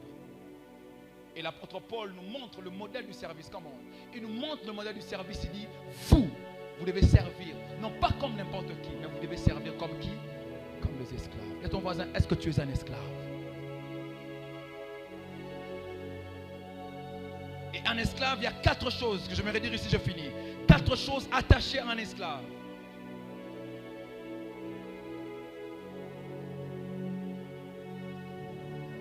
c'est que la mort guettait les esclaves de manière permanente. À tout moment, on pouvait prendre un esclave si le maître le veut. Soit il les vend, soit il les tue. Soit on le vend, on le libère. Généralement, c'était 7 ans après, on peut libérer un esclave ou même on le tue. On en fait de ce qu'on veut. Et il n'a pas de volonté. La mort est là, en train de guetter un esclave à tout moment. Et l'esclave est guetté de manière permanente par la mort. Et c'est ce que l'apôtre Paul est en train de dire dans Romains 4 que nous avons lu. Il dit, j'ai les marques de la mort de Christ sur mon corps. Paul dit, on me voit vivant, mais en vrai je ne suis pas vivant. Il dit, il y a les marques de Christ, de la mort de Christ sur mon corps. Et les hommes peuvent voir que cet homme qui marche, ce n'est pas un homme qui est vivant, c'est un homme qui est mort. Frères et sœurs, le meilleur modèle pour servir le Seigneur, c'est le modèle de la mort. Tu dois accepter la mort. Tu dois accepter de mourir. Tu dois accepter de te sacrifier. Tu dois accepter d'être à fond. Tu dois accepter de pouvoir entrer là, dans le tombeau de la mort pour que la vie soit remarquée là au dehors. Quand j'observe ma propre vie, je me dis je n'ai pas de vie. Pasteur, j'avais envie de m'arrêter la semaine passée. Ça fait 1 an presque et demi que je ne me repose pas, je prêche presque tous les jours. Dernièrement, j'étais à Colosie, il y avait une activité. Dimanche et le samedi, il y a une soeur qui devait se marier. J'étais déjà à Colosie mercredi. Je devais rentrer à Lubumbashi samedi pour bénir le mariage. Dimanche, aller encore à Colosie pour faire l'activité. Quand je rentrais en route, j'avais des larmes aux yeux. J'avais des larmes aux yeux. Je disais, Seigneur, c'est quelle vie ça? Je suis arrivé à Colosie mercredi, autour de 15 h. J'ai fait 5 heures de route. Je suis rentré à Lubumbashi vendredi, autour de 15 h. J'ai fait 5 heures de route. Je suis reparti à Colosie samedi, autour de 15 h. J'ai fait 5 heures de route. Et quand je rentre, je dis, moi, c'est quelle vie ça? J'aurais voulu avoir une vie ordinaire. Un week-end comme ça, je peux aussi, là où il y a des lumières, un peu de lumière comme ça, je danse et personne ne me surveille. Mais c'est quelle vie ça? À ton voisin, tu n'es pas un homme libre. Malheureusement, nous ne sommes pas des hommes libres. Même quand l'envie de faire des choses que je veux faire me monte à cœur, une chose que je sais, c'est que moi, je ne suis pas un homme libre, je suis un esclave. Je ne peux pas vivre comme mon voisin, comme celui qui n'a pas un appel, comme celui qui n'a pas une mission, comme celui qui n'a pas un mandat, comme celui qui n'a pas une onction, comme celui qui n'a pas un appel. Je dois vivre comme un homme qui a quelque chose de la part du Seigneur et il doit rendre de compte à Dieu. Ma vie ne doit pas ressembler à ceux qui n'ont rien reçu. J'ai tellement reçu des choses, j'ai tellement reçu des choses que je ne peux pas vivre comme un homme normal. Un esclave n'a pas de vie et la mort le guette. La mort le guette. La mort le guette. La mort le guette. J'ai dit la mort le guette. Et ma prière pour quelqu'un qui est ici en ces lieux, qui jusque-là n'a pas compris qui il est, que Dieu t'ouvre les yeux à comprendre que tu n'es pas un homme normal. Toi, tu es un esclave. Et tu n'es pas l'esclave de ton père. Tu es l'esclave de Jésus-Christ de Nazareth. Jésus est esclave. Jésus est esclave. Et un jour, il a jeûné 40 jours. Et 40 nuits, 40 jours. Il a jeûné 40 jours. Ce n'est pas le peuple qui a jeûné, c'est lui qui a jeûné 40 jours et 40 nuits. Ce n'est pas la fin du peuple, c'était sa propre fin. Et le diable vient lui dire, il dit, change cette pierre en pain. Papa José, quand on est Jésus, on ne fait pas ça. Jésus sait que la mission première qu'il a sur terre, ce n'est pas changer la pierre en pain. S'il change la pierre en pain, il mange lui seul. Sa faim s'arrête. Mais lui, sa mission qu'il a, ce n'est pas de changer la pierre en pain. C'est de multiplier les pains pour que 15 000 personnes, pour que des personnes puissent manger. Des fois, on se prive nous-mêmes pour que les autres puissent bénéficier. Donnez-moi la main ici. Des fois, on se torture nous-mêmes pour que notre famille soit sauvée. On est fatigué, mais on doit être là à la nuit de prière parce que tu sais que ta vie, la vie des autres, je veux dire, dépend de ta vie. C'est que moi, je suis un esclave. La lumière de ma famille dépend de mes sacrifices. Le salut de mon église dépend de mes genoux à terre. Je peux changer la pierre en pain, c'est bien, mais c'est pour moi seul. Mais ce n'est pas ma mission, j'ai reçu une autre mission. Je préfère rester affamé. Mais quand j'arriverai au désert, je vais lever 5 pains et 2 poissons. Et 15 000 personnes vont manger. Et ils vont rentrer avec 12 paniers de paniers qui sont pleins. Frères et sœurs, des fois notre vie ne dépend pas de nous. Ça dépend des autres. Et un esclave ne vit pas pour lui-même. Il vit pour les autres. Donnez-moi un amen ici. Donnez-moi un amen ici. Des fois, il y a des choses que tu ne feras pas pour toi-même. Tu ne le feras pas pour ne pas blesser ta mère. Tu ne le feras pas pour ne pas blesser tes frères. Imaginez un peu le scandale passé par le pasteur Yed. Comment ma mère va me regarder? Comment mes frères vont me regarder? Des fois, j'ai envie de faire. Je ne le ferai pas, non pas à cause de moi, mais à cause des autres. Et quand on vit comme un esclave, au fait, notre vie ne dépend pas de nous. Qu'est-ce que l'église foi de Dieu dira si le pasteur Yed faiblit un tout petit peu? Qu'est-ce que Cité de la foi dira lorsque le pasteur donc gloire sera en train de vivre comme il le sent et comme il le veut? Demandez à cet homme de foi, il arrive, qu'il n'a pas envie de prier, mais il n'a pas de choix. Il doit mettre les genoux à terre pour que les prières qui montent tombent à l'église et que les hommes de l'église puissent prospérer. Les esclaves de foi, ils mangent le repas qui ne leur sont pas destinés. La Bible déclare ceci. Lorsque Élie vient, Élie dit à la veuve, il dit à la veuve, donne-moi à manger. Et la veuve répond, écoutez-moi très bien ici. La veuve répond, il dit, je n'ai pas assez. Il dit, je n'ai qu'une poignée d'huile et un peu de farine. Il dit, et je vais manger, et moi et mon fils, on va mourir. La veuve dit ceci, il dit, je n'ai que ça. On va manger et puis on va mourir. J'aurais cru qu'elle va dire, on va manger et puis on aura un peu de force. Mais elle dit, on va manger et puis on va faire quoi? On va mourir. Ça veut dire que c'est le repas. Ce repas, c'est le repas de la mort. Et Élie dit, donne-moi ce repas de la mort. Pourquoi? Parce qu'il faut que la mort agisse en moi pour que la vie agisse en toi. Donc il faut que la mort agisse en nous pour que la vie agisse en vous. Quand vous venez à l'église avec des problèmes de famille, des problèmes de démons, des problèmes de liens, des problèmes de sorciers, nous on met les genoux à terre, on prie le Seigneur, on prie le ciel, parce qu'il faut que la mort agisse en nous pour que la vie agisse en vous. Et un esclave ne mange pas le repas de la vie, il mange le repas de la mort. Il accepte de porter le poids de toute une église. À mon âge, je porte le poids de toute une église. Il y a des sorciers, il y a des liés, il y a de ceux-là qui passent par des temps compliqués. Mais je dis non à ces choses pour porter le poids de ces batailles. Et je marche avec sur mon corps. Des fois, on n'est pas riche. Pourquoi? Parce qu'on a tellement chassé les démons de pauvreté dans les corps des gens. Ils se sont mis ensemble, commencent à attaquer les pasteurs. Pasteur a dit 5 mois. Ah, vous avez été critiqué, pasteur. Quel repas il a mangé? Le repas de la mort. Et des fois, vous ne le savez pas. L'apôtre Paul dit, nous sommes pauvres. Cependant, nous avons enrichi plusieurs. Comment un pauvre peut enrichir? Parce qu'il faut que la mort agisse en nous pour que la vie agisse en vous. Et un esclave, je veux dire un esclave, accepte de mourir pour que la vie agisse chez les autres. Quand tu comprends ces mystères, quand on dit on va aller à la montagne pour prier, même quand tu n'as rien à dire à Dieu, tu penses à ta famille, tu dis je vais monter à la montagne pour prier, parce que je ne suis pas un homme normal, je suis un esclave.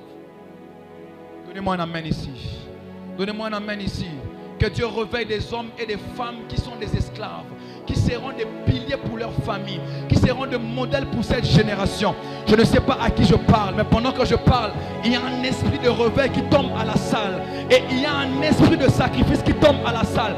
Des hommes et des femmes qui diront non aux choses du monde, qui diront non au plaisir, qui vont s'appliquer aux jeunes, qui vont s'appliquer à la prière pour soupirer et demander à Dieu que mon église soit réveillée, que mon église soit visitée. Je ne sais pas à qui je parle. Je vois des hommes et des femmes qui iront en retraite, non pas pour leur mariage, mais pour que le réveil s'annonce ici. Non pas pour leur bienfait, mais pour que Dieu descende le feu à l'église ici.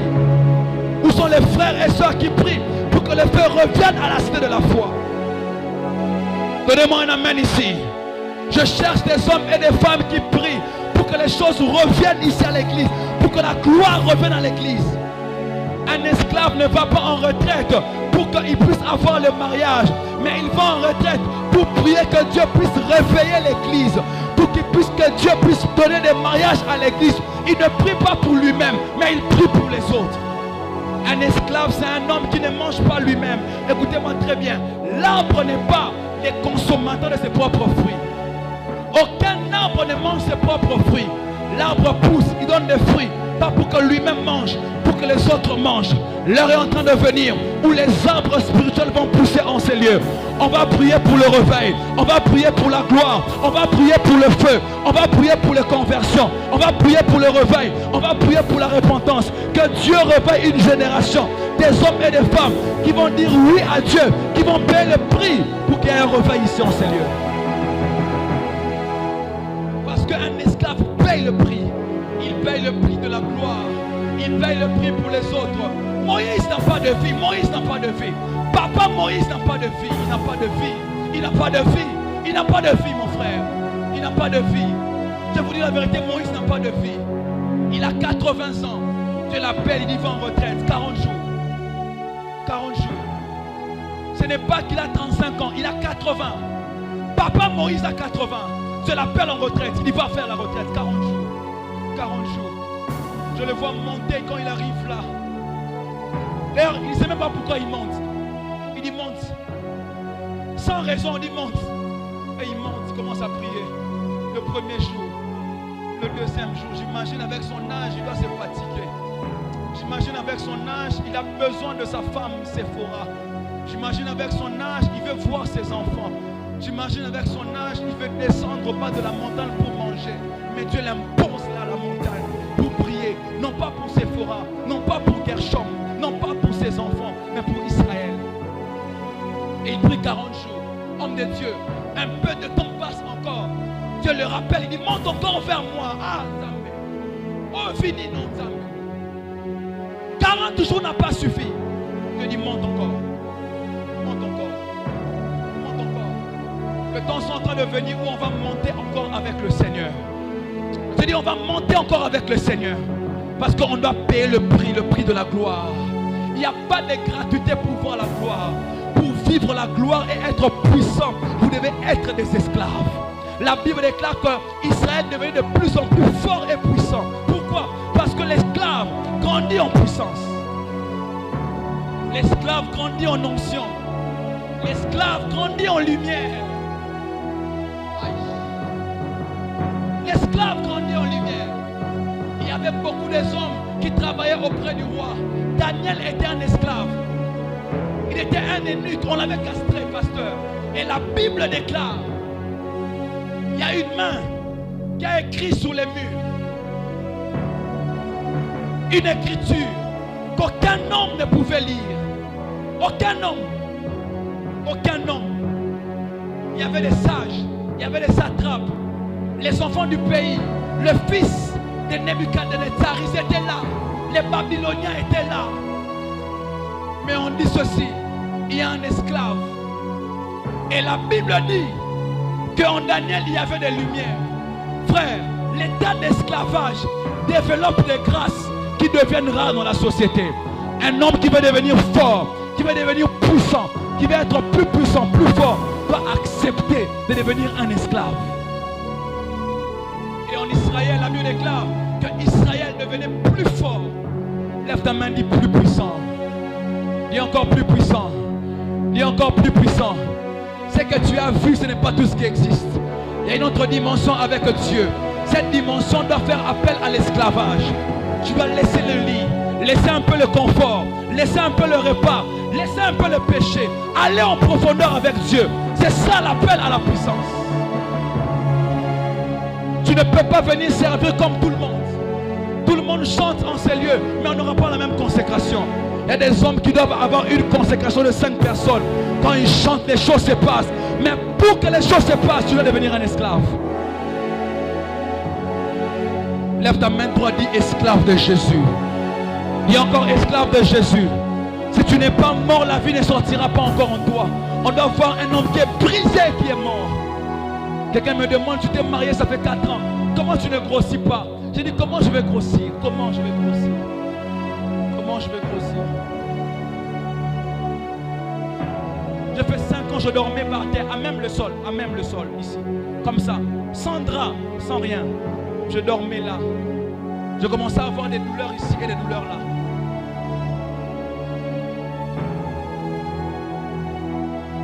Parce que notre vie, ce n'est pas une vie normale. Même quand tu as envie d'avoir un sommeil paisible, tu ne peux pas avoir un sommeil paisible. Au point où mon corps est déformé, même si je le veux, je ne peux jamais dormir avant 2 heures du matin. Je suis toujours réveillé comme ça. Comme un homme qui boit le whisky. Je n'ai jamais bu la bière de toute ma vie. Mais j'ai un sommeil difficile. Pourquoi? Parce que mon maître a dit, veillez et priez. Parce que mon maître a dit, veillez et priez. Ça s'est passé 3 ans où on avait des veillées presque tous les jours. J'ai dit des veillées de prière et des veillées de lecture de la Bible. Parce que ma vie ne m'appartient pas. Il y a des hommes qui dépendent de moi. Il y a des âmes qui dépendent de moi. Il y a des familles qui dépendent de nous. Il y a des mariages qui dépendent de nous. Quand tu comprends ça, tu ne vis pas comme un homme normal. L'apôtre Paul dit, il servait le Seigneur. Il donne un modèle, il dit comme. À l'église, on sert comme des rois et comme des reines. On n'aime plus de programme des jeunes. On vient au veillée, à la veillée avec des mousses. On n'est pas des princesses, nous ne sommes pas des rois. Oye, veillez na mousse. Veillez na mousse, na drap, na coussin.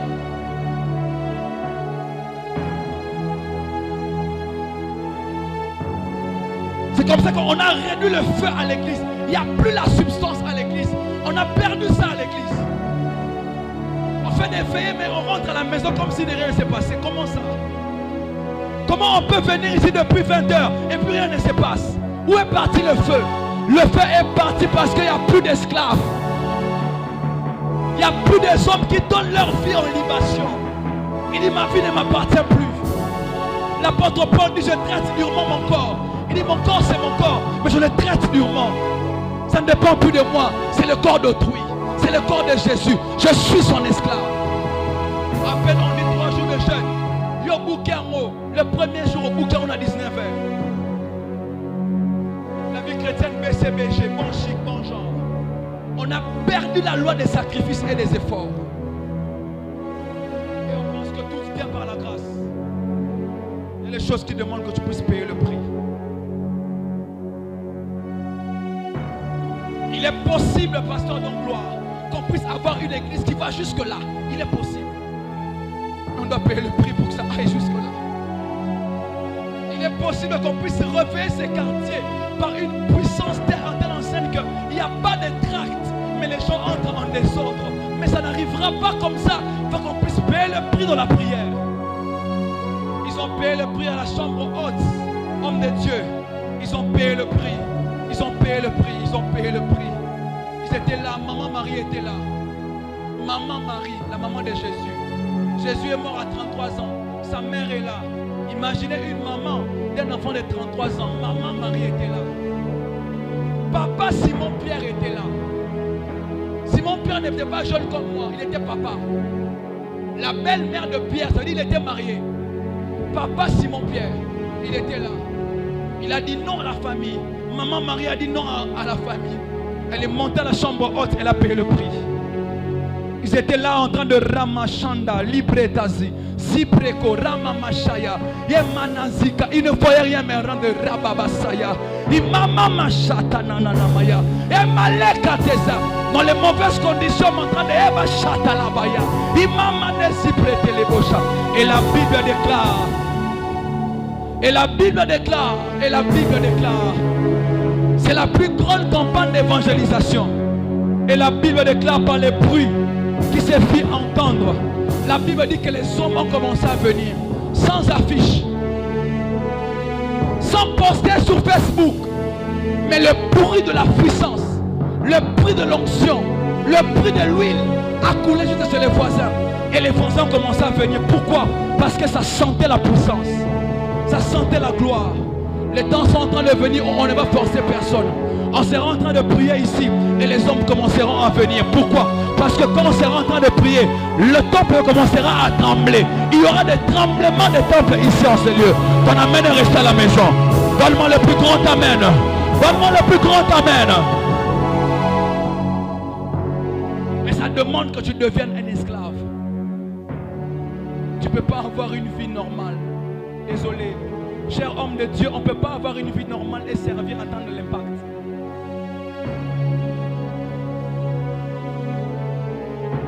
Tu ne peux pas avoir une vie normale. La vie que nous avons choisie, ce n'est pas une vie normale. C'est une vie d'esclave. Ce service, ce n'est pas normal. Je suis jeune. Je peux faire ce que je veux. Prendre un peu de filles ici, prendre un peu de femmes là-bas à gauche, frimer un tout petit peu, être un peu vantard, un peu orgueilleux. Mais la vie que nous avons choisie ne nous laisse pas le choix de faire ces choses. L'apôtre Paul dit, servez le Seigneur comme des rois, n'est-ce pas? Comme qui? Servez comme qui?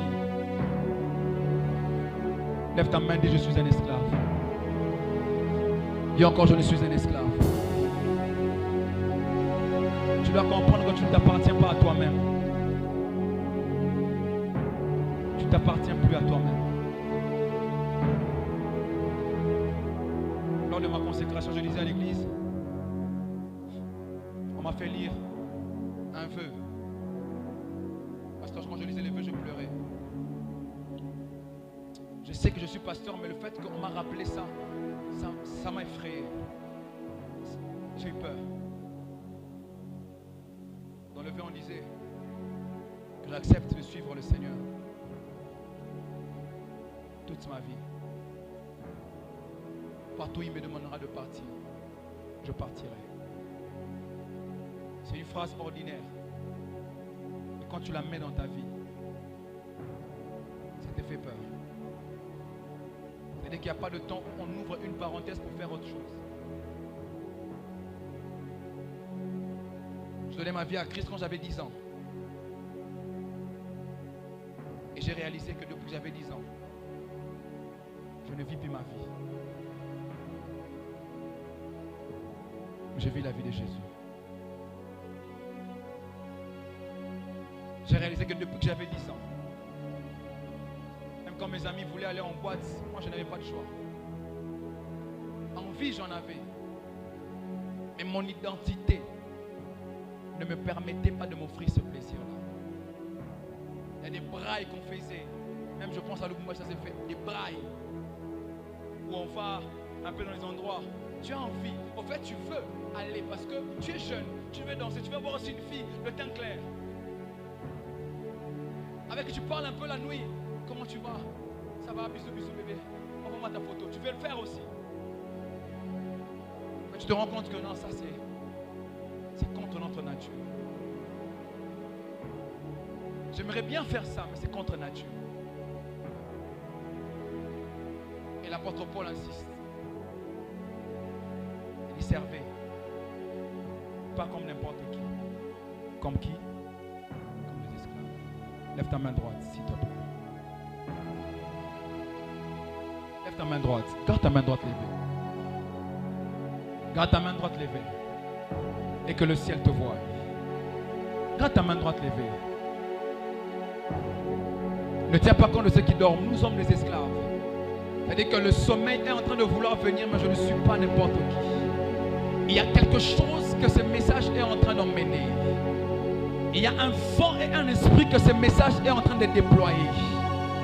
C'est que ce message est en train de déployer des forces des esclaves. Des hommes et des femmes qui vont dépasser les heures de prière. Il faisait 1 heure de prière, mais à partir de maintenant, 1 heure devient 2 heures de prière. 2 heures devient 3 heures de prière. 3 heures devient 4 heures de prière. Parce que Dieu est en train d'envoyer quelque chose. Une force dans l'atmosphère de l'église cité de la foi. Et cette force est en train d'entrer dans le corps de ceux qui vont accepter de payer le prix. Après ces temps, Dieu sera en train de réveiller des hommes qui vont payer le prix pour leur quartier, qui vont payer le prix pour leur université, qui vont payer le prix pour leur église, qui vont payer le prix pour les pasteurs, qui vont payer le prix pour la famille du pasteur, qui vont payer le prix pour leur département, qui vont payer le prix, qui vont payer le prix, qui vont payer le prix, qui vont payer le prix. Je vois dans mon esprit de retraite personnelle, des hommes et des femmes qui entrent en retraite, qui ferment la porte de la chambre, qui jettent la clé là-bas. Ils leur diront, emmenez-moi la clé après 3 jours, parce que je vais rester avec le Seigneur. Que Dieu crée en toi le réveil. Que Dieu réveille ton esprit. C'est-à-dire que Dieu réveille ton esprit. Que Dieu réveille ton esprit. Et c'est comme ça que cette histoire s'arrête. Exode chapitre 1. S'il vous plaît, balancez ça, on va voir ensemble.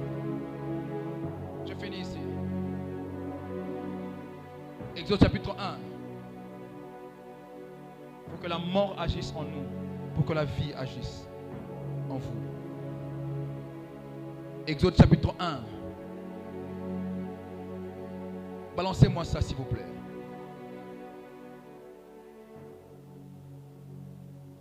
À partir du verset 19. S'il vous plaît, lisez ensemble avec moi. Le Dieu que nous servons, ce n'est pas un Exode chapitre 1. À partir du verset 19. Je veux que toute l'église lise ça. Exode 1, 19. La Bible déclare. Lorsque Pharaon demande qu'on puisse tuer les enfants mâles, rappelez-vous. Je vous rappelle qu'ici, Israël est esclave. Et les Égyptiens habitent leur propre pays. Et Pharaon demande qu'on puisse tuer les enfants mâles d'Israël.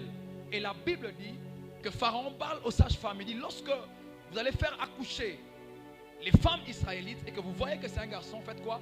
Tuez-le. Et si c'est une femme, laissez-la vivre. Mais la Bible dit, les sages-femmes répondirent à Pharaon,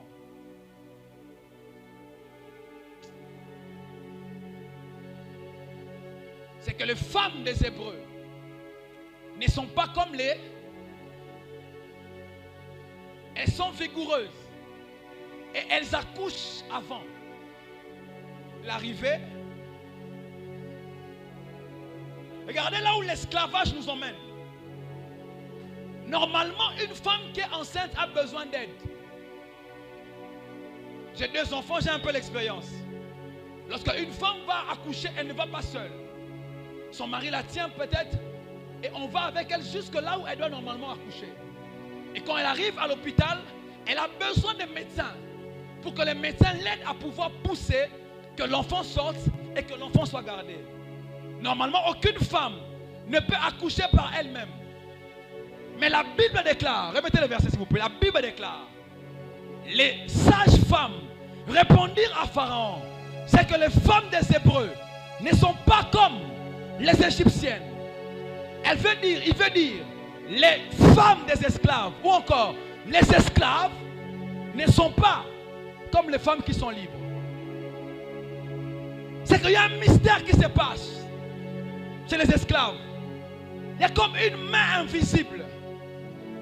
Il y a comme une puissance qu'on ne sait pas voir qui soutient ces femmes.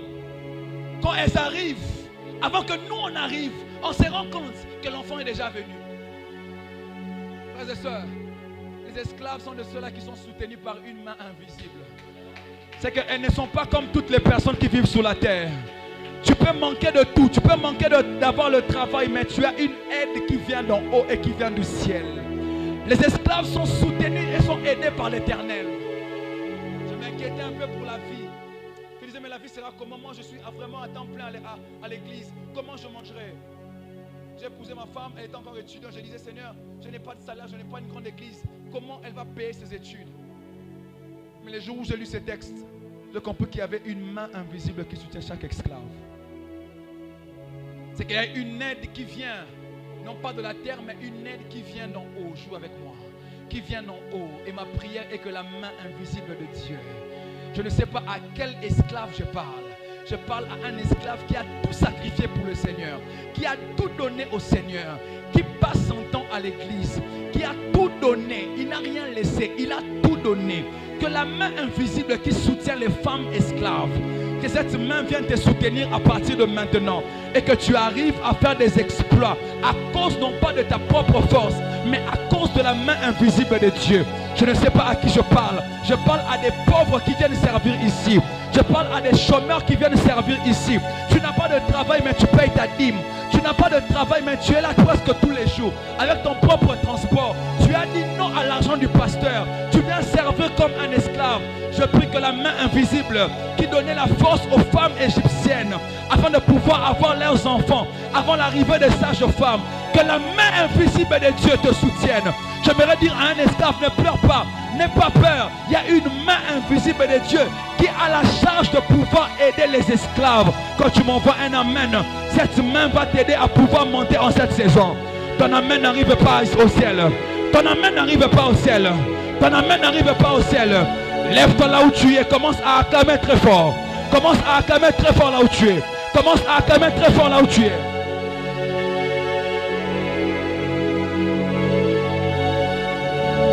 Ça, ce n'est pas très fort.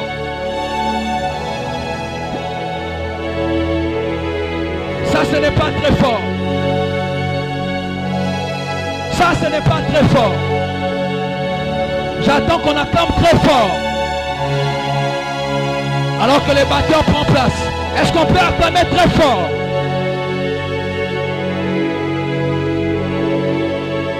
Est-ce qu'on peut faire plus que ça? Plus que ça? Oh, ta façon d'acclamer est en train de me surprendre. Est-ce qu'on peut acclamer plus que ça?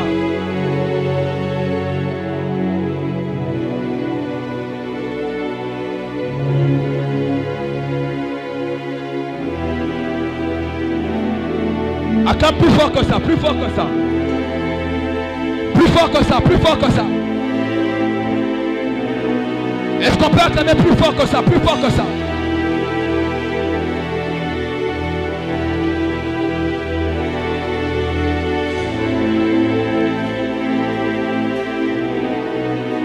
Plus fort, plus fort, plus fort, plus fort, plus fort. Je ne sais pas si tu es venu dormir, mais tu es un esclave. Alors que tu es en train de payer le prix, le Dieu de service, le Dieu de gloire, le Dieu de nouvelles dimensions, le Dieu de puissance, le Dieu de l'onction est en train de faire entrer dans cette maison. Est-ce que tu peux prendre ton voisin par la main, qui s'élève et que toute l'église commence à acclamer? Que l'église acclame, que l'église acclame. Que l'église acclame, que l'église acclame. Aïe aïe aïe aïe aïe aïe aïe aïe aïe aïe aïe aïe aïe aïe aïe aïe. Ekate mayana naziprete kalakatea. Isale ateta itata tayaba yaba baba. Itaeta ate ate ate ala hatea. Ushate nemehele ketele bezize zedo. Imalelebe. Est-ce qu'on peut acclamer plus fort que ça, plus fort que ça? Plus fort que ça, plus fort que ça.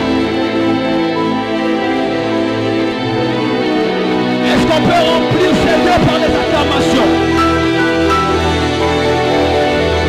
Est-ce qu'on peut remplir ces lieux par les acclamations?